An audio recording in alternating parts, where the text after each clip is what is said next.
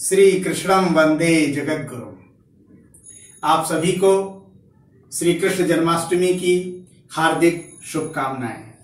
और इसी के साथ आज हम आते हैं अपने विषय पर, जय हे जगती के प्रथम राष्ट्र भारत। आत्मीय मित्रों, इससे पहले हमने संकल्प में आने वाले ब्रह्मण द्वितीय परार्धे को समझा और जाना कि ब्रह्मा जी का एक परार्ध बराबर होता है एक अंक पर 20 शून्य यानी 100 शंख वर्षों का, और उसके बाद के दूसरे परार्ध में हम हैं, हमारा आज का समय है, वर्तमान है, जो कि आज चलायमान है, यानी कि ब्रह्मा का द्वितीय परार्ध, इतनी प्राचीन काल गणना। और अब आज का विषय संकल्प में जो दूसरी बात आती है महत्वपूर्ण, वो है श्री श्वेत बाराह कल्पे, यानी श्री श्वेत बाराह कल्प में। इसके बारे में समझने के लिए हमें युगों की कालगणना की तरफ जाना पड़ेगा, जिसे हमारे भारत दर्शन के गुरु आदरणीय नारायण रामचंद्र भावे जी ने काफी विस्तार से अपनी पुस्तक में लिखा है, और साथ ही साथ इसके बारे में पंडित रघुनंदन शर्मा ने भी बहुत कुछ लिखा हुआ है और बताया हुआ है। मैं इन दोनों के द्वारा लिखे काफी साहित्य का अध्ययन करके आपके सामने कुछ और भी जानकारी लेकर प्रस्तुत हुआ हूं कि श्री श्वेत बाराह कल्प क्या है, लगभग कितने वर्षों के बाद की और कितने वर्षों से पहले से चली आ रही ये कालगणना है। तो मित्रों, जैसे कि इन लोगों ने वर्णित किया हुआ है कि कलयुग की अवधि है 4,32,000 वर्ष। इसके बाद द्वापर की अवधि है 8,64,000 वर्ष। त्रेता युग की अवधि है 12,96,000 वर्ष, और सतयुग की अवधि है 17,28,000 वर्ष। अगर इन सब को हम एक साथ जोड़ दें, इन सब का पूरा योग कर दें, तब जो कालगणना होगी, जो वर्ष होगा, वो एक महायुग कहलाएगा। यानी कि इन चारों युगों का पूरा योग जो है वो है 43,20,000 वर्षों का, जिसे हम कहेंगे महायुग या एक चतुर्युगी। और ये चतुर्युगी जब 71 बार चलती है, यानी 71 गुना 71 मल्टीप्लाइड, तब जो कालगणना होती है वो कहलाती है एक मनवंतर, यानी कि 43,20,000 गुणित 71। और यह पूरी की पूरी जो कालगणना होती है, ये होती है 3,06,72,000 वर्ष। अब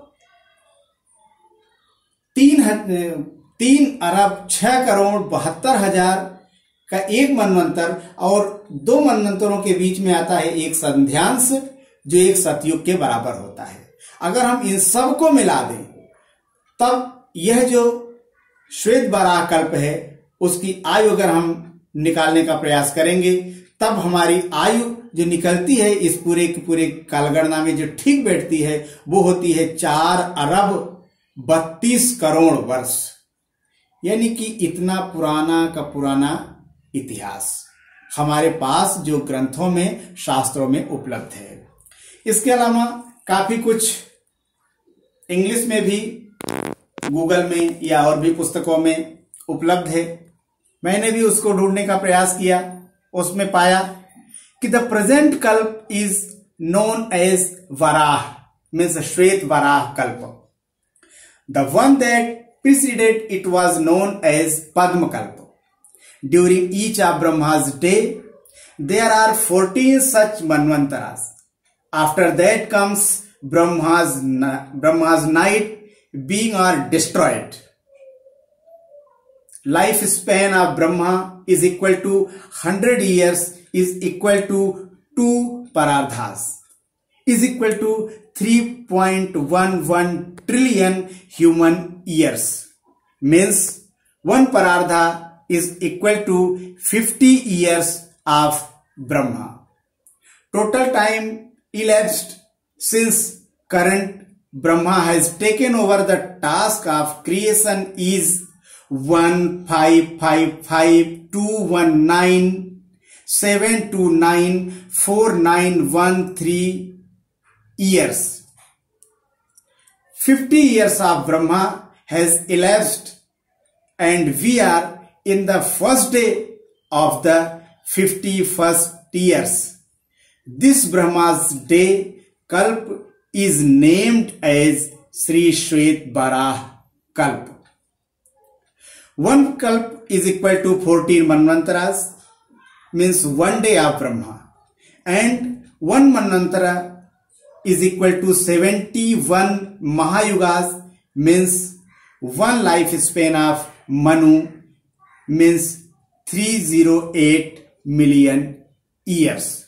इसको अगर हम हिंदी में निकालें तो ये जो श्री श्वेत बारह कल्प है, यह कालगणना जो हमें एग्जैक्ट या ठीक ठीक अब तक समझ में आई है, वो है 15 नील 55 खरब 21 अरब 97 करोड़ 29,43,120 वर्ष। तो मित्रों, इतने वर्ष के बाद ये जो चल रहा है, यह कहलाता है श्री श्वेत बारह कल्प, जो हमारे संकल्प में हमारे पूजा पाठ, नित्य कर्म और यज्ञ अनुष्ठान के कार्यों में पूरे गौरव के साथ आज भी दोहराया जाता है, जो सदियों से दोहराया जाता आ रहा है। कश्मीर से कन्याकुमारी, गुजरात से आसाम, बल्कि विश्व के किसी कोने में अगर कर्मकांड होता है, यज्ञ अनुष्ठान होता है, पूजा पाठ होता है, तो जिस संकल्प का वाचन होता है उसमें ये पूरी की पूरी कालगणना को वर्णित किया गया है। आप कल्पना कर सकते हैं कि हमारी विरासत कितनी श्रेष्ठ, कितनी महान है और कितनी विशाल है। इसी के साथ आगे हम अगले चरण को लेते हुए आपसे फिर मिलेंगे।